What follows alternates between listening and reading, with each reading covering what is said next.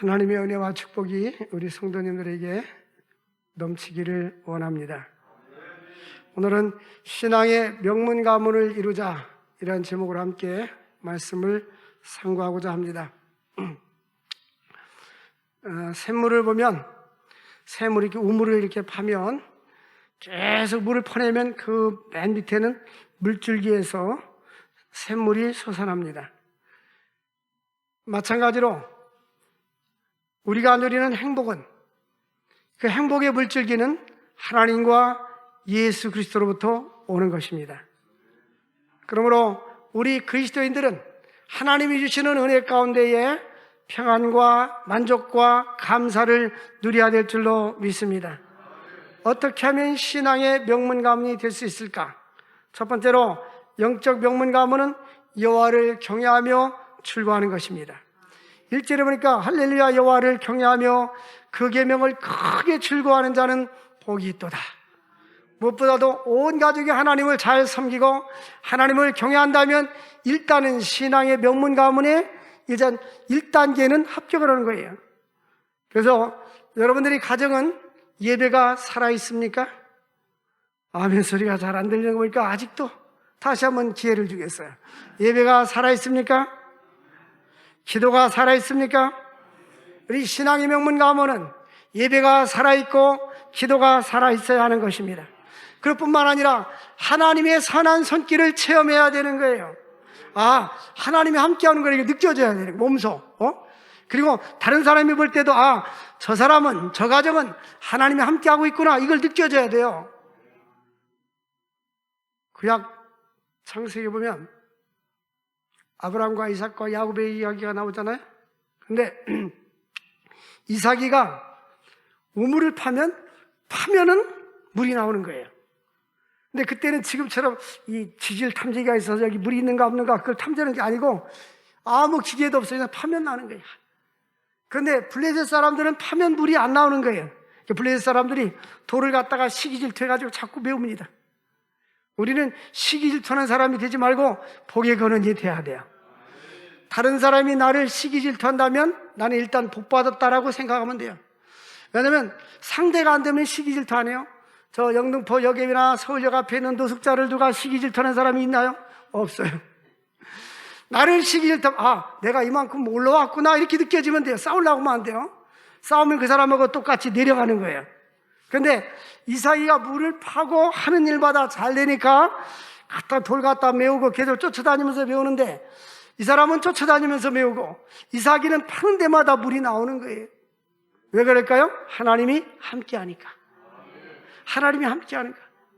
그래서 이 체험이 있었어요. 그러니까 이 우물을 메우던 블레셋 사람들이 찾아왔어요.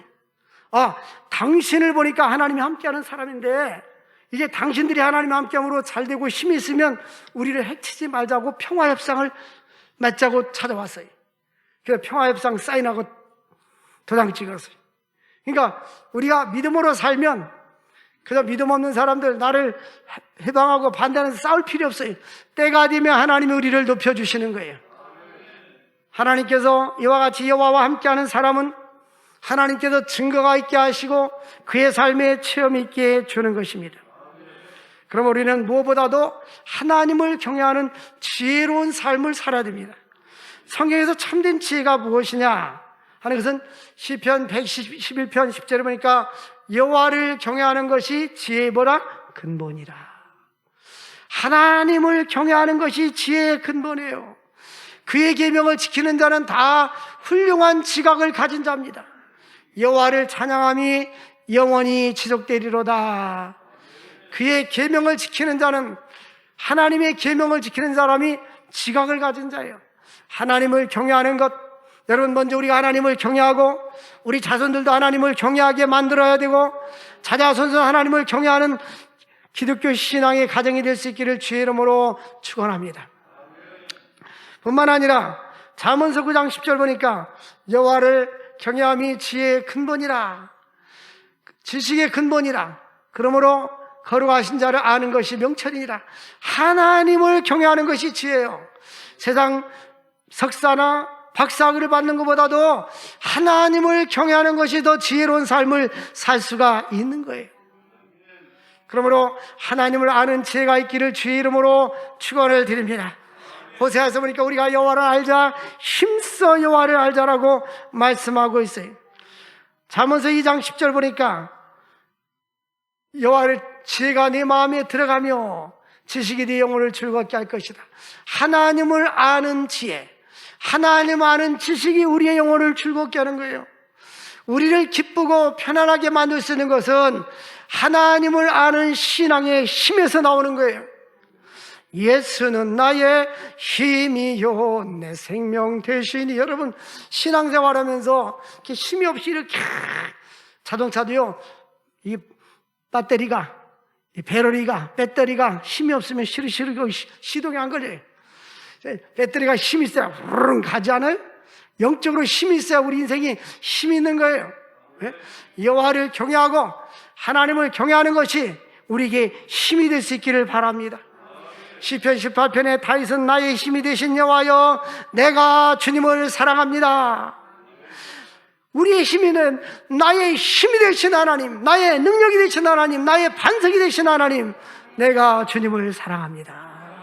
그러므로 샘이 물의 근원이 있듯이 우리에게 축복의 근원과 은혜의 근원과 행복의 근원은 하나님과 우리 주 예수 그리스도의 근원을 통해서 나오는 거예요. 세상 어떤 것도 우리에게 참된 행복과 만족을 줄 수가 없는 것입니다. 이사야서 57장 21절에 보면 악인에게는 뭐가 없어요? 평강이 없어요. 하나님 없는 사람들, 저 사람은 재벌 가니까 편안하겠지, 저 사람은 부자니까 편안하겠지, 저 사람은 많은 것을 소유하고 있으니까 행복하겠지. 정답은 노입니다. 하나님이 없는 사람들은 진정한 행복과 평안이 없어요. 보세요, 재벌 그룹들 아들, 며느리 자꾸 이혼하고 그러잖아요. 여러분, 행복은 그런 데서 얻어지는 게 아니에요. 하나님과 예수 안에서 주어지는 거예요.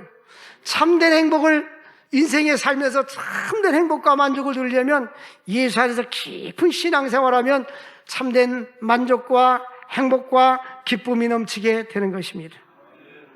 하나님이 없는 사람들은 이사야서 57장 20절 보면 하나님이 없는 사람들에 대해서 이렇게 악인은 평온함을 얻지 못하고 그물이 지륵과 더러운 것을 늘 솟구쳐대는 요동하는 바다와 같다. 이 갯벌 바다들이 이제 밀물과 썰물이 있고 풍랑이를 하면 큰 탕물이 확 솟아오르듯이 하나님 없는 사람들의 마음은 그와 같다는 거예요. 겉으로는 이렇게 화장도 하고 보톡스도 맞고 물감도 들이고 멋져 보이는데 그 마음은 흥탕물이 나가지고 삶에 행복이 없다는 거예요. 오늘날 수없이 많은 사람들이 당신의 마음속에 진정한 행복이 있습니까? 하면 60, 70%는 아닙니다라고 대답하는 거예요. 왜 그럴까요? 이 세상에서 무엇인가 얻어서 행복을 누리려고 하지만 그것이 우리에게 행복을 주는 것은 아니에요. 그러므로 진정으로 행복을 누리려면 하나님을 만나고 예수님을 만나고 예수 안에서 참된 행복을 누릴 수 있기를 바랍니다. 예수는 우리에게 생명의 주가 되시고 또한 우리의 만복의 근원이 되어주시는 것입니다. 그러므로 빌립보서 3장 8절 보면 바울사도는 내 주 예수 그리스도를 아는 지식이 나에게 뭐하다고요? 가장 고상하다. 바울은 지금 말하면 박사요, 철학자요, 히브리인이요, 모든 걸 다 소유하고 알고 있는 사람이었지만 이제 그것을 다 배설물처럼 버렸어요. 왜 그랬을까요? 내 주 예수를 아는 지식이 가장 고상하기 때문에 예수를 얻기 위하여 내가 모든 것을 잃어버리고 배설물처럼 버렸다. 여러분, 가정과 삶 속에 예수를 잘 믿고 다른 것을 소유하지 못했다 할지라도 이 사람은 행복한 사람입니다. 반대로 많은 다른 것을 많이 소유했지만 예수가 없으면 행복한 사람이 아닙니다. 보십시오.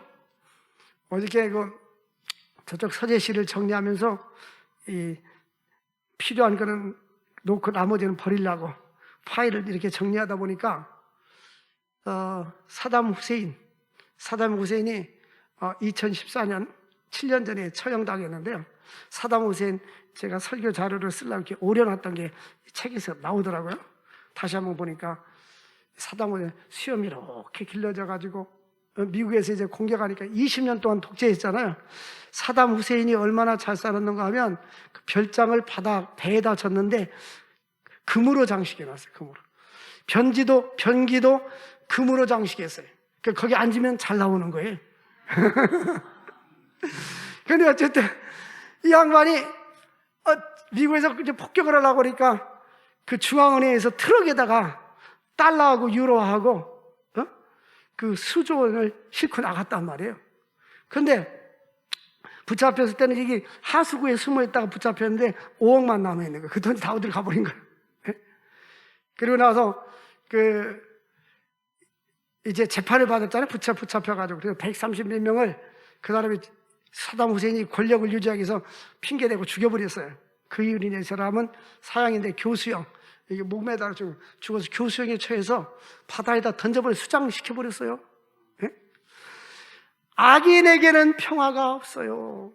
악인의 종말은 그런 거예요. 잠시 세상의 부귀영화는 잠시뿐이고 영원하지 않은 거예요. 이 세상에 영원한 것이 어디 있어요? 우리는 역사를 볼 때 그렇잖아. 역사를 볼 때 하나님을 잘 섬기고 믿음으로 살다가 하나님 나라 가는 것이 축복인 줄 믿으시기를 바랍니다.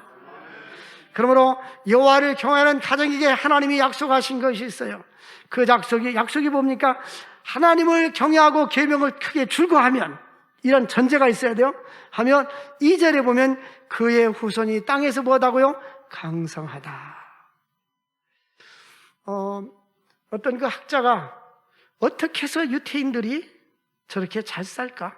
지금 이미 유태인들은요, 코로나 백신 다 맞았어요. 마스크 안 씁니다. 마스크 안 써요? 근데 그 사람은 아주 머리가 똑똑해. 미국의 경제계를 이끌어가는 사람들이 유태인들이에요. 그 노벨상을 받은 사람이 그 유태계 사람들이 200명이 넘어요. 우리나라는 김대중 정치 대통령 때 노벨 평화상, 그 노벨 평화상 빼고 일반 상은 아무것도 없어요. 단 한 명도 없어요.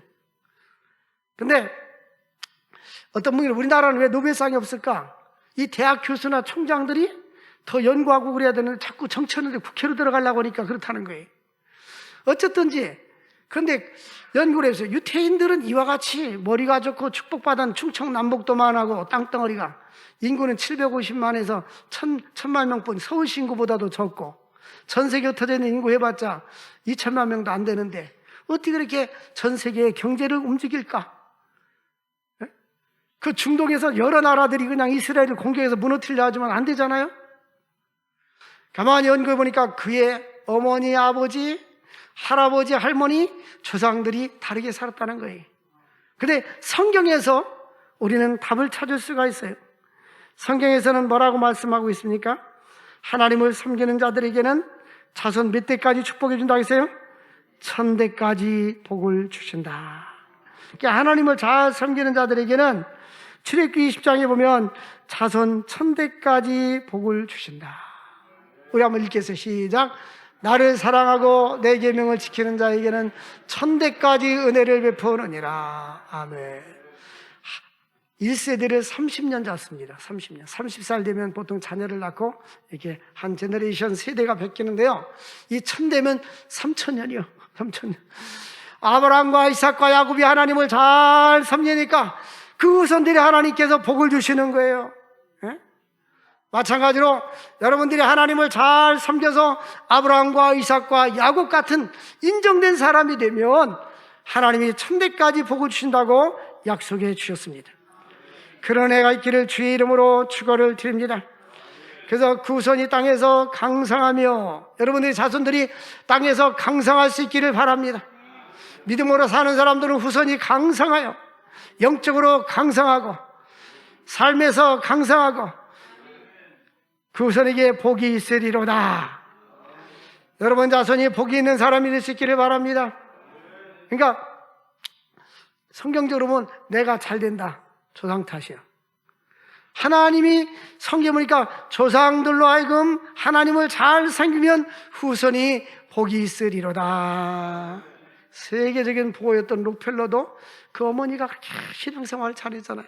하나님이 그 자손들에게 은혜를 주는 거예요. 사랑하는 성도 여러분들, 3절 보십시오. 부와 재물이 그 집에 있으며, 하나님께서는 하나님을 경외하고 하나님을 즐거워하는 자들에게는 첫 번째는 후손이 강성한 축복, 두 번째는 재물과 부요를 그 집에 주신다. 하나님 말씀을 믿습니까? 이 지구본을 이렇게 보면요, 기독교 복음이 들어간 나라 이스라엘부터 유럽으로 갔죠. 유럽이 선진국이 되었어요. 그 다음에 유럽이 다시 미국, 아메리카 대륙으로 미국으로 들어갔어요. 미국이 세계적인 선진국이 되었어요.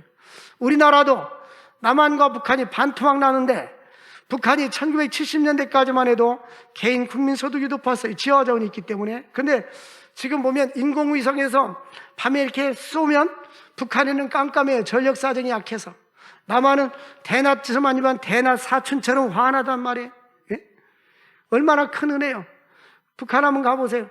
거기 단동지역으로 가서 보면 두만강 지역에서 배를 타고 이렇게 이 강도요, 중국하고 북한하고 중앙선이 있어요. 보이지 않는 중앙선. 중앙선은 못 넘어가. 근데 거기까지 배가 가더라고. 가면 이렇게 볼 수 있어요. 보면 그 산에 나무가 없어. 전부 다 배에서 떼가지고. 그러니까 비가 내리면 홍수로 그냥 난리가 아니잖아요. 똑같은 민족이고 똑같은 나라였는데 어찌하여 저 노스코리아는 북쪽은 이렇게 못 사는 거? 예? 남한하고 북한하고 개인 소득이 40배 차이 납니다. 40배. 근데 우리는 이 남한은 왜 이렇게 잘 사는 거? 저는 외국에 가면 늘 그런 설교해요. 대한민국에는 마을마다 교회가 있잖아요. 인도에 가면 마을마다 힌두 사원이 있어요. 우리는 마을만에 있는 게 아니에요. 이 교회가 우리 한도 가면 옆에 또 붙어 있잖아요. 근데 어떤 상가교회는 위층 아래층 옆에까지 있어요. 어떤 목사님이 간증하더라고. 전도했는데 옆 교회로 들어갔더래. 그래서 기도할 때 이리 나오라고 그랬대, 이렇게. 그런데 이 대한민국, 여러분, 교회 많은 것이 감사의 조건이요. 예? 하나님의 교회가 있는 거. 저 북한에는 교회를 다 문 닫게 하고 목사들 다 처형시켰잖아요. 예? 저 베트남도 공산화되니까 그렇게 됐어요. 그래서 대한민국이 이렇게 복을 받은 것이 우리 애국가에 나와 있어요. 하나님이 보호하사 우리나라 만세. 하나님이 대한민국의 모든 교회들이 새벽 기도 하잖아요. 새벽에 기도하는 그 기도가 하나님 나라의 연락이 되어서, 하나님은요 항상 관심이 하나님의 백성들에게 관심이 있어요.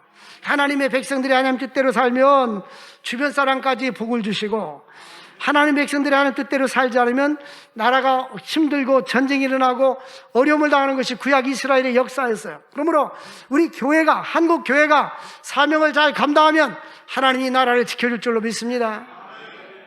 그래서 우리나라가 세계적으로 미국 다음으로 두 번째로 선교를 많이 하는 선교 강국이에요. 선교 강대국. 근데 인구 비례하면 첫 번째 선교를 많이 하는 나라예요. 오지 같은 데 힘든 데는 미국 사람 없어요. 한국 사람들은 어디 나가서 선교를 잘하고 있어요. 왜 그런가? 고추장 먹고 마늘 먹고 고추 먹으니까.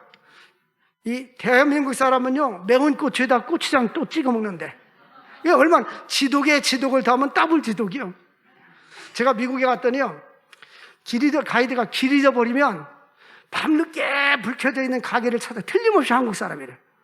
과일 가게나 다른 사람이면 일찍 문 닫고 들어가는데 밤늦게까지. 저 유럽에 갔어요. 거기 유럽은 8시까지만 장사하거든요. 10분 전 8시에 뭐 좀 사러 들어갔는데 이 점원이 돈 더 벌어봤자 자기 것이 아니니까 얼굴 찡그리면서 왜 이제 왔냐고서 좀 그래. 그래서 그럼 그만두라고 나와버렸어요. 우리 대한민국 성도들은 신앙생활도 이 고추장 신앙, 이 고춧가루 신앙이라서 잘하는 사람은 뜨겁게 잘하는 거예요. 할렐루야. 여호와를 경외하는 그러한 가정과 가문이 될 수 있기를 바랍니다. 하나님께서 여호와를 경외하는 가정은 구체적으로 어떤 가정인가? 사도행전 10장 2절의 말씀 보니까 고넬료의 가정은 온 집으로 더불어 하나님을 경외했더라. 그리고 하나님을 경외하는 구체적인 행동이 뭐냐? 기도와 구제입니다. 하나님께서 기도와 구제를 많이 하니까 하나님께서 천사를 통해서 고넬료야, 네 기도와 구제가 하나님 나라에 상달되었느니라. 네 기도와 구제가 하나님 나라에 상달되었느니라. 여러분, 우리의 기도하는 건요, 우리의 구제하는 것이 하나님 나라에 상달되면 역사가 일어나게 되는 거예요. 또한 우리 명문 가문은 어떻게 하는 가정이냐? 하나님께서 주신 것을 은혜를 베풀며 나눠 주는 것입니다. 하나님을 경외하고 하나님을 섬기고 하나님의 뜻대로 사는 자들에게 후손에 강성한 복을 주시고 부와 재물을 그 가정에 주신다고 약속했어요. 그런데 하나님께서 5절에 보니까 은혜를 베풀며 구워주는 자는 어떻게 된다고요? 잘 된다.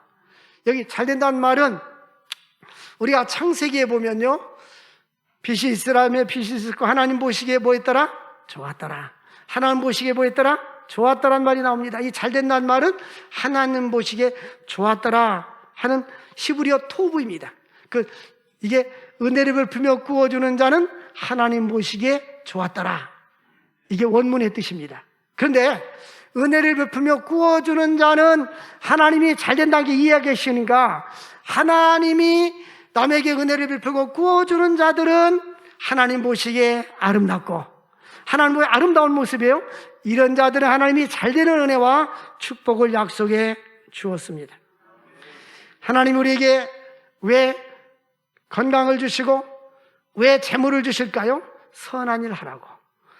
제가 답을 줬으니까 질문에 하나님의 우리에게 건강을 주시고 재물을 주셨을까요?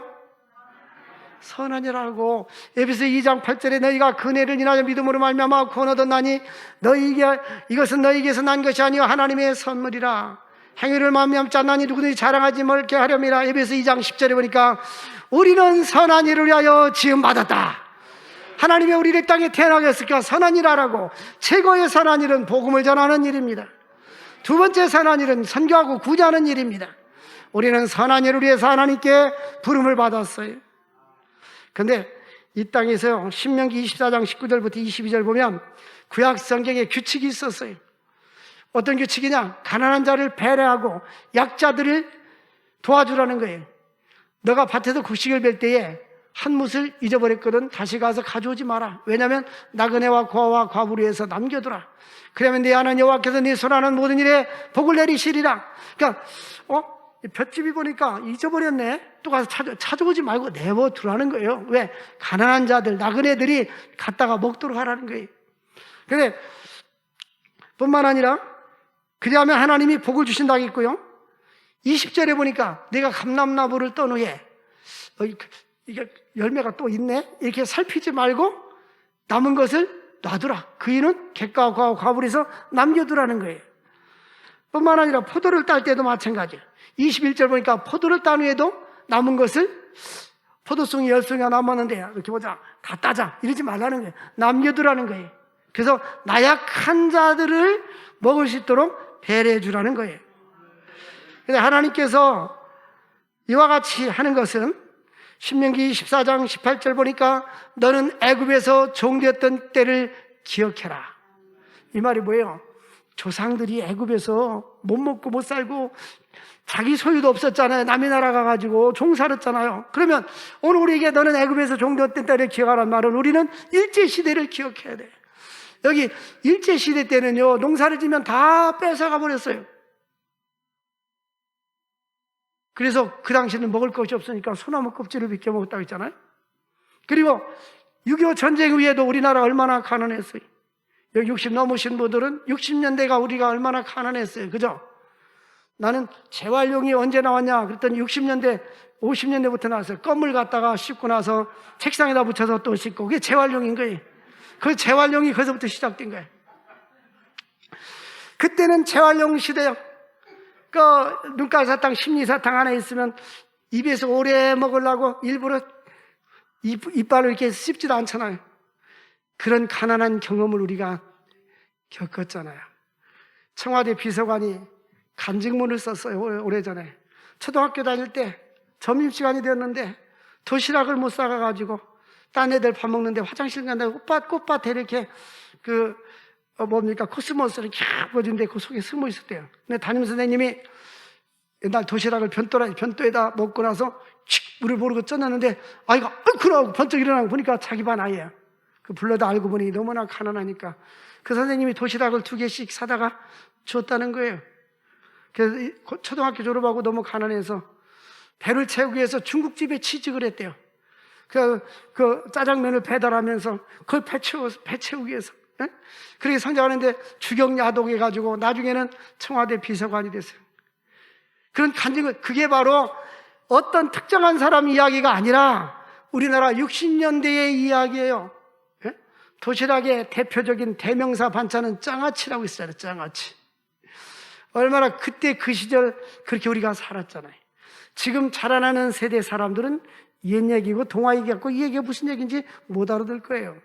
70년대만 해도 전화기가 집에 전화기가 없었잖아요. 텔레비전이 없었잖아요. 냉장고가 없었잖아요. 없어요. 가난 중에 가난이 있어요. 제가 중학교 3학년 때 우리나라 목표가 천불소득이에요. 천불소득은 1년에 120만 원, 한 달에 10만 원, 한 달에 10만 원이 목표였어요. 그렇게도 못 살았어요. 한 달 4인 가정이 한 달에 40만 원 갖고 산다고 가정해 보십시오. 60년대로 가려면 그렇게 사는 거예요. 근데 하나님은 지금 이렇게 은혜를 줬기 때문에 너희는 애굽에서 종되었던 때를 기억해라. 너희는 애굽에서 종되었던 때를 기억해라. 너희 조상들이 이렇게 가난하고 어려웠던 때를 기억하고 하나님 은혜에 감사하라. 제가 동남아 선교를 많이 다니잖아요. 캄보디아, 미얀마, 라오스, 네팔, 인도 다녀보잖아요. 그 나라들이 다 우리나라보다 잘 살던 나라예요. 예? 저 미얀마 지금 군부 쿠데타했는데 우리에게 쌀을 지원해 주는 나라예요. 예? 필리핀 우리나라가 훨씬 잘 살았어요. 필리핀 공항에 갔더니 한국의 여성이 필리핀 장교하고 결혼했어요. 그때는 거기가 잘 살았으니까. 오래전 얘기예요. 한 30년 전에 땅을 치면서 그래요. 이 나라가 옛날 잘 살았는데 지금은 한국하고 너무 차이 난다고. 예? 세계 각 나라에 가보면요, 이 공항에 딱 앉아있으면 이 텔레비나 이런 전광판들이 삼성 아니면 LG예요. 우리나라에서 공짜로 다 광고 홍보를 위해서 다 해준 거예요. 예? 지금 옛날 우리 일제 소니만 하면 얼마나 갖고 싶었어요. 소니. 근데 지금 이 삼성, LG, 현대, 야, 하나님의 은혜 안 해요? 이 나라가 우연히 된 게 아니에요. 위에 계신 하나님이 지켜주셔도 된 거예요. 하나님이 보호해 주셔도 되는 거예요. 우린 이 나라가 공산화되지 않도록 기도해야 돼요. 저 베트남처럼 되면 안 되는 거예요. 베트남들은 공산화되니까 지식인들 다 처형하고 정치인들 처형하고 기독교인들 다 처형하고 영적 지도를 처형하고 살잖아요. 우리 그리스도인들은 하나님을 경외하는 가정이 되어야 돼요. 그리고 하나님이 주신 복을 나누면서 살아야 될 줄로 믿습니다. 미국의 유명한 대학이 하버드 대학 아닙니까? 영국 사람 젊은 청년이 배를 타고 미국에 갔어요. 미국에 가서 이제는 꿈을 가지고 아메리칸 드림을 가지고 갔는데 폐결핵이 걸렸어요. 그가 가지고 있던 책이 약 300권 정도 있었습니다. 이 300권을 대학에 기증하고 나의 전 재산을 대학에 보냅니다고 헌정서를 썼어요. 그리고 이것을 후학들을 키우는데 사용해달라고 했어요.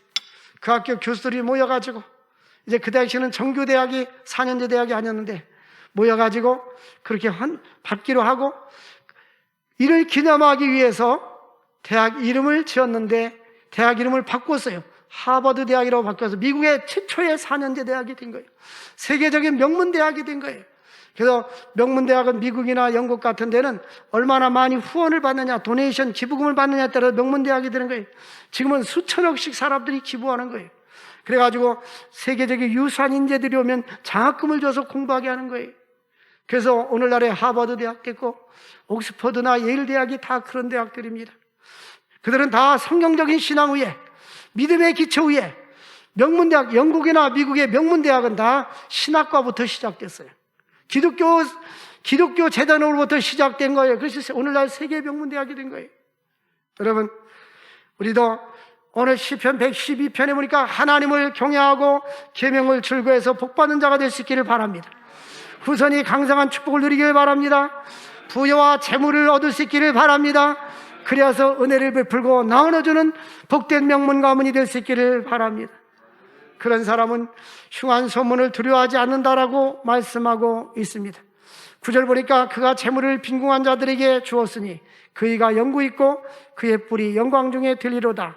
여기 보니까 그의 뿔이 영광 중에 들리로다. 이 뿔은 뭐냐면 권세와 능력과 영광을 얘기합니다. 우리가 구제하고 선교하고 장학사업하고 이렇게 많이 흘러보내면 하나님께서 그에게 그 뿔을 영광 중에 들려준다고 했어요. 저는 늘 기도합니다. 우리 서강교회에 재벌가도 일어나고, 이게 한 템포 낮춰주는 거 아멘 하는 거예요. 재벌가도 일어나고 기업가도 일어나고 재물을 얻어서 많은 사람들을 도우며 유수한 인재들을 키우고 선한 일에 쓰임받는 명문 가문이 나올 수 있기를 주의 이름으로 축원을 드립니다. 우리 함께 찬양하고 기도합시다. 너는 시냇가에 심은 나무라.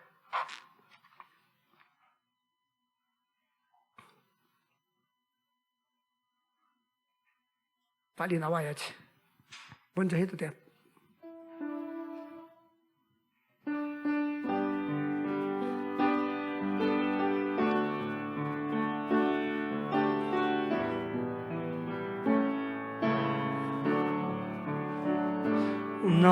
너는 시냇가에 심은 나무라. 하나님의 사랑 안에 믿음 뿌리 내리고 주의 뜻대로 주의 뜻대로 항상 살리라. 우리 주여 부르짖고 하나님 여호와를 경외하는 기독교 명문 가문이 되게 해달라고 합심해서 기도하겠습니다. 주여 주여 주여, 거룩하신 하나님 아버지 감사합니다. 오늘 귀한 생명의 말씀을 주신 주님, 하나님을 경외하게 하여 주시고 하나님이 주시는 축복을 누리게 하여 주시고 그 집에 부와 재물이 있고 그 손이 강성하다고 있사오니 이러한 은혜와 축복을 주옵소서. 흩어 구제하는 자들에게 그 뿔을 들려준다고 있사오니 권세와 영광과 명예를 주셔서 하나님께 영광과 찬양이 되게 하여 주옵소서. 주여 역사하여 주옵소서. 사랑하는 성도들 영원히 잘된같이 범사할 육신이 강건하게 하셔서 하나님의 거룩한 영광 우리의 쓰임받을 수 있도록 은혜와 축복 나리워 주시옵소서. 영광받아 주시옵소서. 예수님의 이름으로 기도합니다. 아멘.